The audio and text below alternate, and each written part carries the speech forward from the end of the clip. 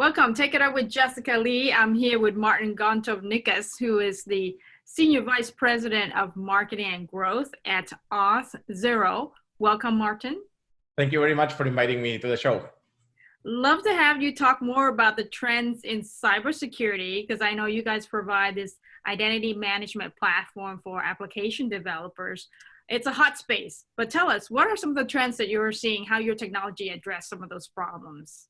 First of all, there's a lot more hacks and breaches going out there and hackers trying to get into accounts. Before, hackers used to want to get into like a bank account, but now they try to actually steal a lot of very cheap or small accounts where they steal Netflix accounts or Spotify or similar. So what we do is we help application developers and in general application teams implement authentication authorization very easily. So with a few lines of code, they can integrate into our service. And then that way they don't have to worry about specifically security, potential breaches, and things like that. Something that I think is important that Auth0 focuses a lot on is this idea of privacy and convenience. Meaning, how can you make sure that the application is really secure and keeps users' information private, but at the same time, like try to make the user experience and the customer experience as easy as possible. So this idea of only asking for additional information for those transactions or those people that might be fraudulent or might be a problem, basically. Okay. Now, I know that 82% of the opportunities come from your marketing, wonderful marketing effort there. I wanted to get your tips on actually what is it that you're doing that's generating such strong opportunity in your sales team? So in our case, there are a couple of things that we do. First of all, we focus a lot in what's now being called product-led growth. This idea that we focus both on bottoms-up marketing as well as top-down. So what does that mean? In our case, the one that implements authentication is a developer. So we want to make sure that we win the hearts and minds of developers. However, the developer is not the one who signs the check, meaning that will pay to Auth0. The one who signs the check is the director of engineering or director of product or a VP of engineering. So we try to make sure that we focus and add value to both. From the developer side, we actually focus a lot on education and writing content that basically helps them be much better and learn a lot more things. So our strategy to drive this big number of opportunities was, on one side, starting to write content. And at first, we actually followed an experimentation principle, and we said, okay, what should we write? And we first tried to write content that was Auth0 specific.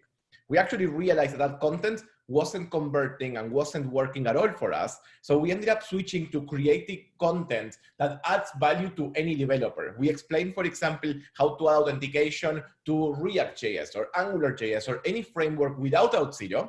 And then we also try to go to all of the conferences around the world, for example, where developers go and speak about React or Angular or similar.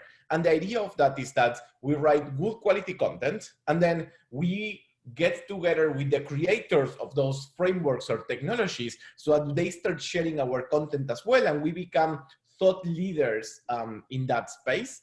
That's something we do more from the bottoms-up approach of trying to educate and give feedback and give value to these developers. We do more typical B2B demand gen marketing where we do webinars, we send emails, we do direct mails and things like that, more to convince and help them cross the finish line. But we do target differently on the developers.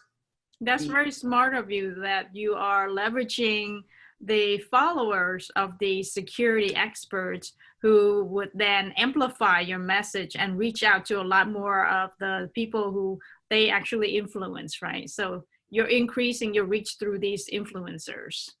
Exactly, and we are becoming thought leaders through these influencers for specific topics that are related to authentication, identity, and security. And it's free. It's not like you're paying them to amplify the message for you. No, exactly. It's for free.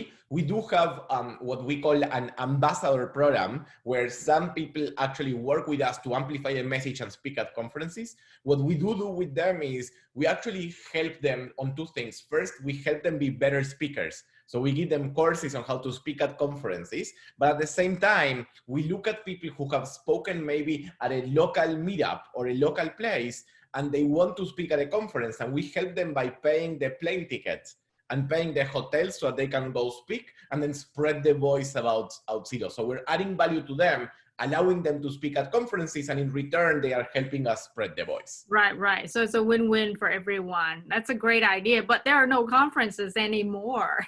Exactly.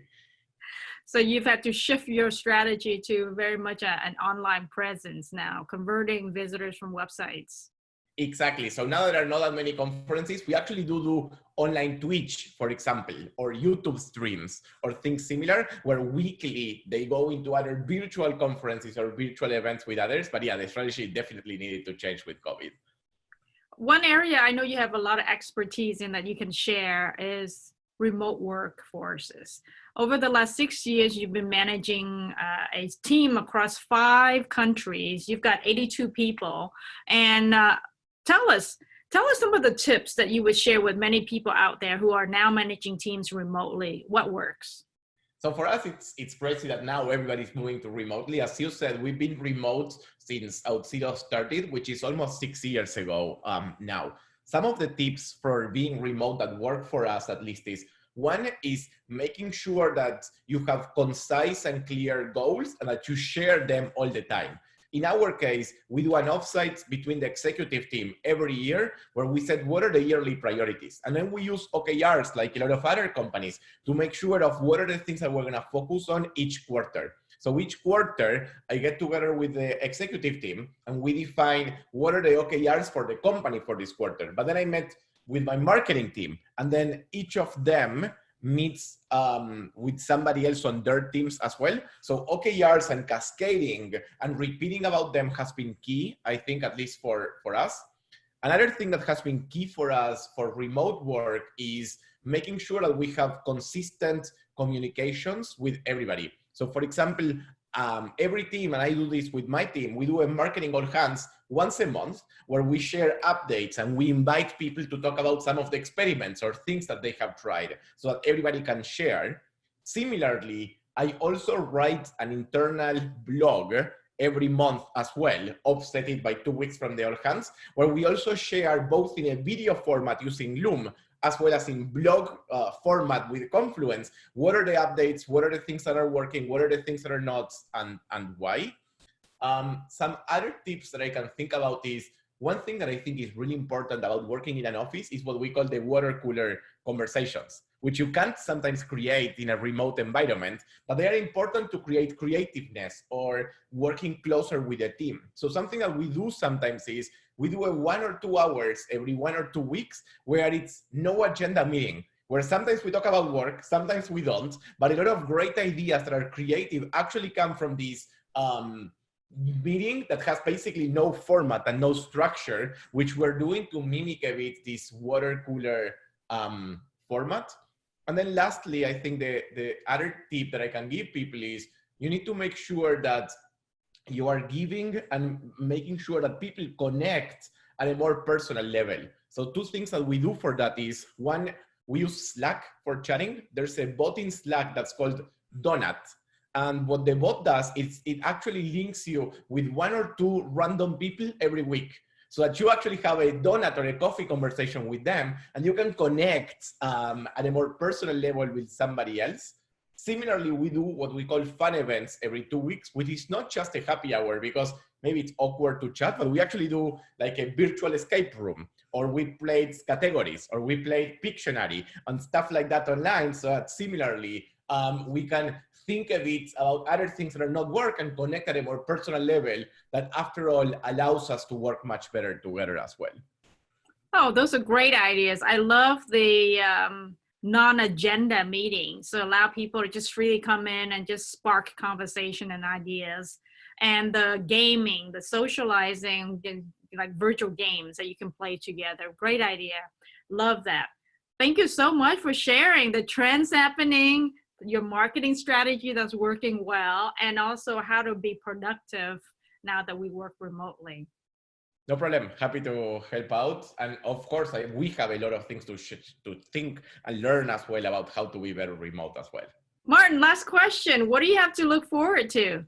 I'm really excited about our upcoming Auth0 marketplace launch. The marketplace will be a place where our partners can showcase their applications and where Auth0 will be able to integrate from the launch with more than 85 different partners. Some example of partners could be profile enrichment, where with Clearbit or Full Contact, you can get other additional information from the user profile, or something like identity verification, where we'll be able to verify that the person who is logging in online is who they say they are by using their passport or their ID or something similar. So very excited about the launch. Wonderful. I hear marketplaces are very popular now. It seems like a lot of tech companies are launching marketplaces. So this is where you can create something and also sell it, right?